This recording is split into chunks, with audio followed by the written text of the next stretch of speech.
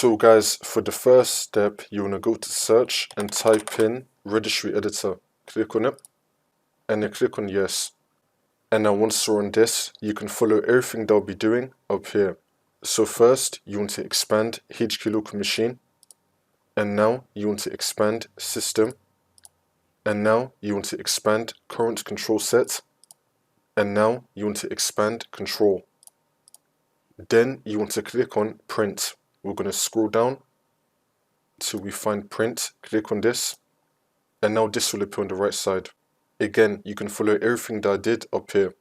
And now once you're on this, you want to right click on the white space and then click on new and then click on dword 32-bit value. You want to type in RPC auth n level privacy enabled. Spell it the same way how I did with the same capitals and lowercase and then click on enter. You want to double click on it. Make sure that the value data is on 0 and then click on OK.